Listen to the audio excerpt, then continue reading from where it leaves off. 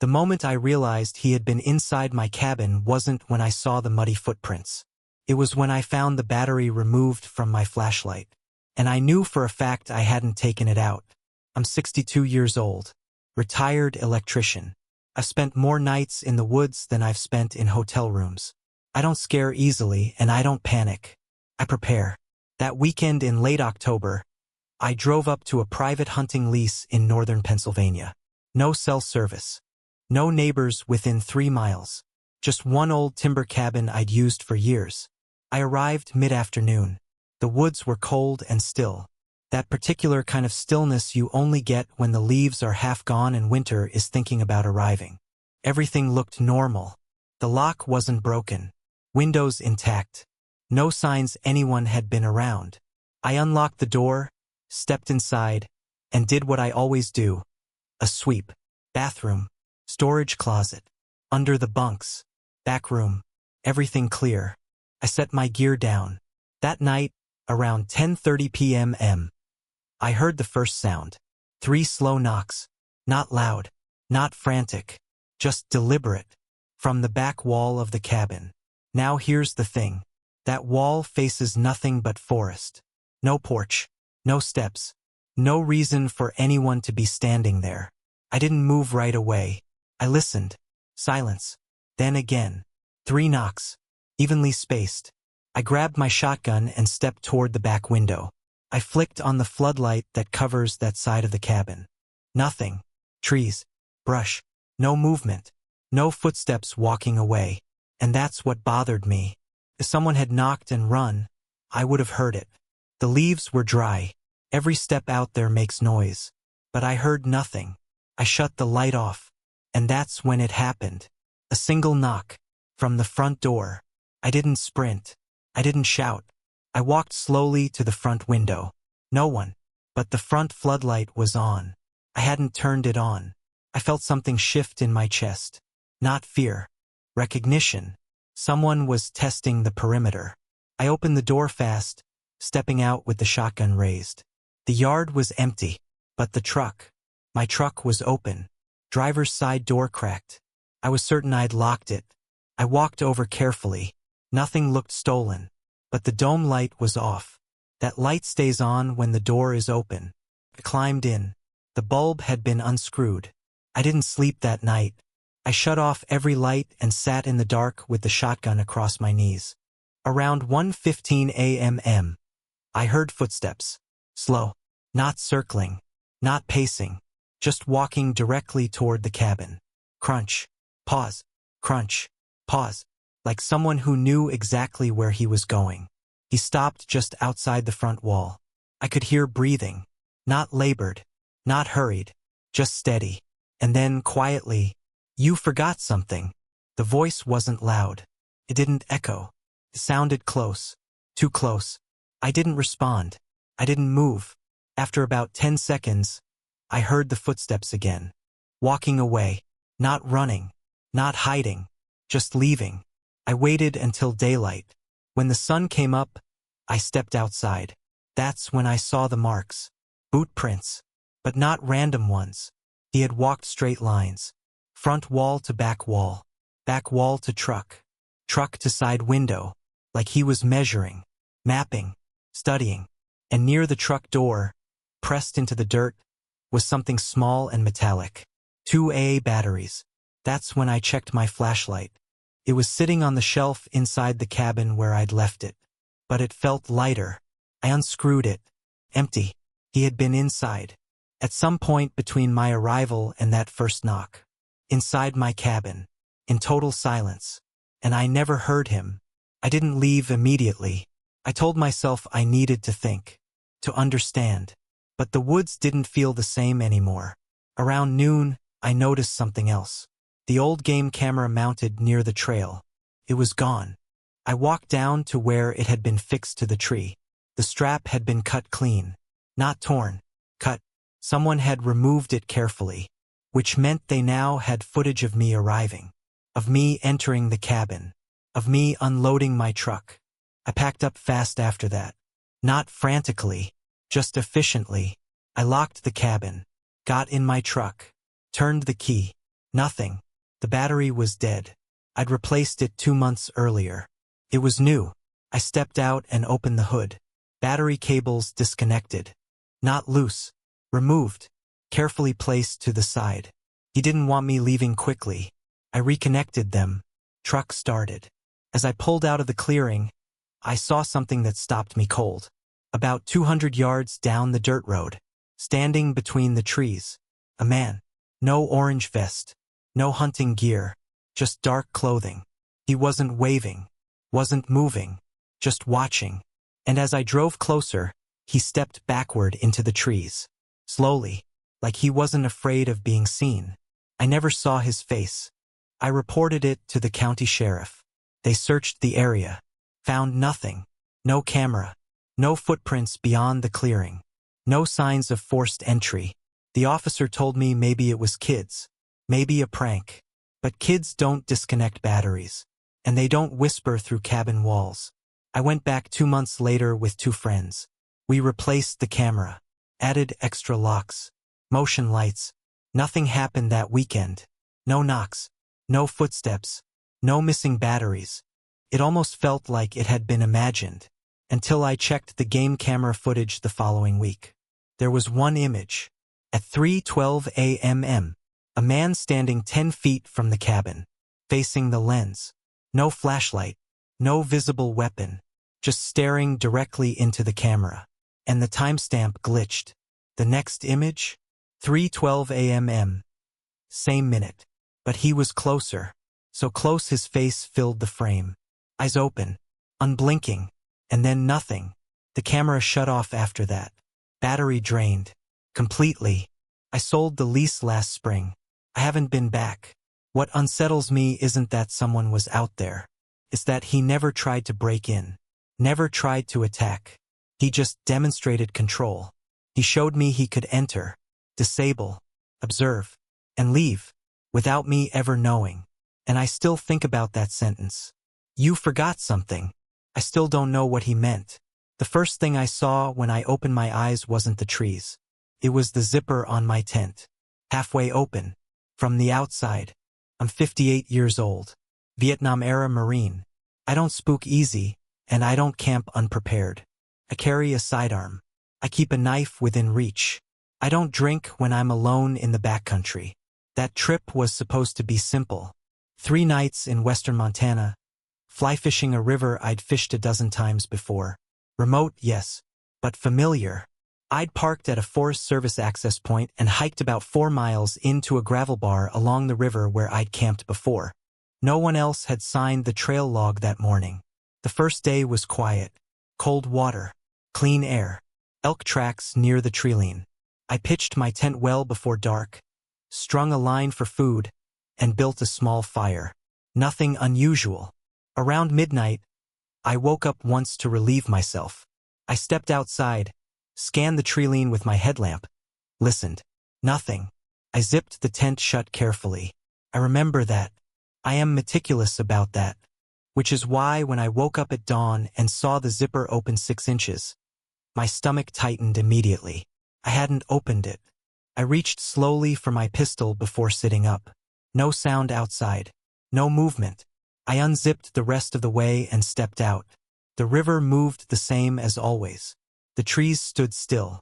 No footprints in the gravel near camp except mine from the night before. But my boots were gone. I kept them just inside the tent flap every night. They weren't there. At first, I thought maybe I'd kicked them outside in my sleep. I searched around the tent. Nothing. Then I saw them, placed neatly about 30 yards away at the edge of the treeline. Side by side, facing my tent. I didn't like that. Not one bit. I walked over slowly, scanning left and right. No broken branches. No sign of struggle. Whoever moved them had done it quietly and deliberately. I brought them back and packed up immediately. I told myself someone must have stumbled across camp late at night. A prank. Maybe another fisherman. But here's the thing. You don't move toward someone's tent in bear country at night unless you want to be shot. And whoever did it knew that. I debated leaving entirely. But pride is a dangerous thing. I told myself I wasn't going to run off because of some childish stunt. So I moved camp. 2 miles upstream, a narrower section of river with higher banks and thicker trees. If someone was following me, I wanted terrain advantage. That afternoon I kept feeling watched. Not hearing anything. Not seeing anything. Just that awareness. You know it when you feel it. The back of your neck tightens. Your breathing shifts. Around dusk, I checked the soft mud near the riverbank. There were fresh tracks. Boot prints. Not mine. They weren't there earlier. They were pointed upstream. Toward where I was now. Whoever it was had followed. And they weren't trying to hide it. I built no fire that night. Ate cold food. Kept my light off. Around 2 a.m. I heard a whistle. Low. 2 short notes. Not random. Intentional. Came from across the river. I stayed still. 10 minutes later, I heard it again. This time closer. Upstream. Then downstream. The sound carried strangely over water. But it was moving. Whoever was making it was circling. Testing distance. I didn't respond. Didn't shine my light. Just waited. Then came the sound that changed everything. Slow clapping. 3 times. From the dark behind me. Not across the river. Behind me. Inside my perimeter. I rolled out of the tent fast, pistol drawn. Nothing. The trees were black outlines against darker sky. But I knew one thing for certain. The whistle had been a distraction. Whoever was out there had crossed the river at some point without me hearing it. Which meant they were comfortable in the dark. And they were patient. I didn't sleep again. At first light, I checked the area carefully. There were footprints in the damp soil behind my tent. Barefoot. Deep impressions. Adult-sized. They stopped 5 feet from where I'd been lying. Just stood there. Then turned and walked back toward the river. I followed them. They led into the water. And disappeared. No exit tracks on my side. No visible crossing point. Either he'd walked a long stretch through the current to hide his trail, or there was more than one person. I packed up immediately. As I hiked back toward the trailhead, I kept glancing behind me. Twice I thought I saw movement through the trees. Too tall for deer. Too upright. But never clear. When I reached the trail log box near the parking area, I opened it. My name had been crossed out. Hard. Multiple lines scratched through it. Underneath, in messy block letters, someone had written, "Stay one more night." I hadn't told anyone how long I planned to stay. I got to my truck. The driver's side mirror was folded inward. I never fold it. The passenger side tire was low. Not flat. Just low enough to make the drive out slow. Controlled. As I filled it with the portable compressor I keep in the back, I felt it again. That awareness. I turned. Across the access road, about 80 yards into the trees, a man stood between 2 trunks. Bare chest. Dark pants. No shoes. He wasn't hiding. Wasn't approaching. Just watching. When our eyes met, he smiled. Not wide. Not aggressive. Just calm. Like we shared a private joke. I reached into the truck and grabbed my rifle. When I looked back, he was gone. I reported it to the ranger station in town. They said no one else had reported activity. No known transients in the area. No camps discovered nearby. They checked for illegal grow sites. Nothing. I haven't been back. What unsettles me isn't that someone followed me. It's that he never tried to attack. He moved objects. He made sounds. He entered my perimeter. He crossed water in the dark. And he wanted me to stay. Not to hurt me. Not to rob me. Just to keep me there. I still don't understand why. And I still think about that whistle sometimes. 2 short notes. Moving through the trees. Like someone hurting something. Or someone. I didn't know I was being hunted until I found the marking carved into the tree beside my campsite. It wasn't there when I arrived. And it wasn't random. It was my license plate number. Carved clean. 6 feet off the ground. I'm 65. Retired truck driver. I've crossed every state west of the Mississippi. I don't scare easy. And I don't get lost. I know how to read terrain, how to watch the sky, how to trust my instincts. 2 summers ago, I took my small travel trailer into Arizona's high desert. Not deep wilderness. Dispersed BLM land about 20 miles from the nearest paved road. Remote enough to be alone. Close enough to get out if needed. I'd stayed out there before. Wide horizon. Sparse juniper trees. Dry washes cutting through the earth like veins. I parked near the mouth of one of those washes and leveled the trailer before sunset. No other vehicles in sight. No dust plumes on the horizon. Just wind. That first evening was uneventful. I grilled, cleaned up, locked the trailer, and went inside around 9:30 p.m. Around midnight, I heard something metallic. Not loud, just a light tap, then another, from underneath the trailer. I lay still in the dark. Another tap, slow, measured, like someone flicking the metal frame with a fingernail. I reached for my revolver and waited. The tapping stopped. I didn't go outside. Out there, in open desert, darkness works differently. There's nowhere to hide, unless you're already low to the ground. I stayed awake for hours. Nothing else happened. At sunrise, I stepped outside and crouched down to inspect beneath the trailer. No one there. No footprints in the dirt around it. But something had changed. My spare tire, mounted under the rear bumper, was gone. The bracket was unbolted. Not ripped. Not cut. Unbolted. I stood up slowly and scanned the area. About 30 yards away, near the edge of the wash, I saw something round in the dirt. The tire, laid flat, and beside it, arranged carefully in a line, were 6 lug nuts. One for each wheel. All removed from my front driver's side tire. The tire itself was still attached. But every lug nut had been loosened enough that I could spin them with my fingers. If I had driven out without checking, that wheel would have come off on the dirt road. Maybe at 30 miles an hour. Maybe faster. That's when I saw the carving on the juniper tree. My plate number. Exact. Perfect. No mistakes. He hadn't guessed. He'd walked behind my truck, taken his time, and carved it where I'd be certain to see it. I packed up immediately, checked every tire, retightened everything, hooked the trailer up and started driving out. About 5 miles down the dirt road, I noticed something strange in the rearview mirror. A dust plume, far back, following. There hadn't been anyone else out there when I arrived. The plume stayed distant, not gaining, not falling back, just maintaining distance. I slowed. I slowed. I sped up. I sped up. I didn't stop. Eventually, I hit the paved road. The dust plume disappeared before reaching it. Like whoever it was didn't want to be seen outside the dirt. I made it home and didn't think about going back for weeks. Until I needed to retrieve something I'd left behind. A small generator chained to a tree near the campsite.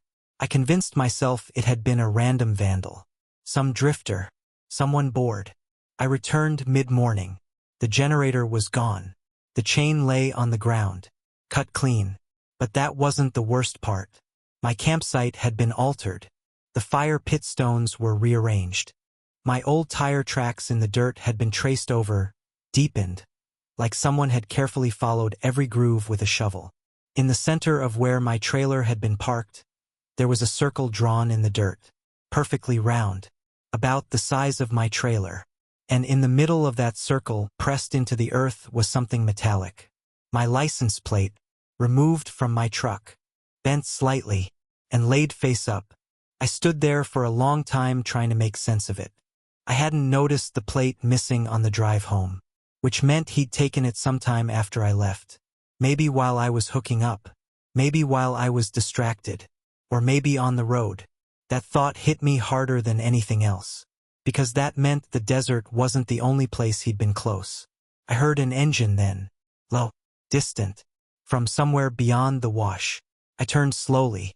On a ridge about half a mile away, a vehicle sat, too far to make out clearly, but I could see sunlight reflecting off the windshield. It wasn't moving, just watching.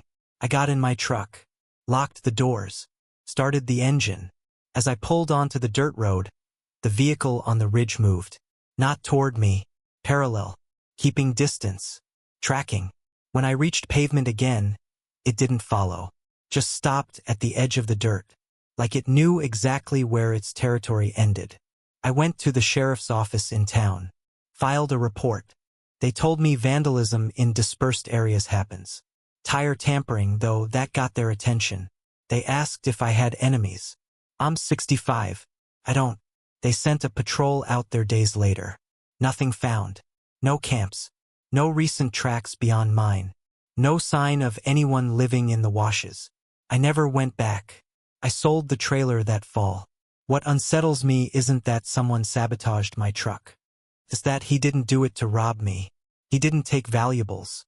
He didn't steal tools. He engineered a situation, loosened lug nuts, removed a spare, followed at a distance, stayed just far enough away to never be confronted. That carving on the tree wasn't vandalism. It was identification, like tagging wildlife. And sometimes, when I'm driving long stretches of empty highway, I still check my mirrors more often than I should. Because the dust plume that followed me that day didn't feel random. Felt practiced. And whoever was out there knew exactly how to keep someone alive. Long enough to be interesting,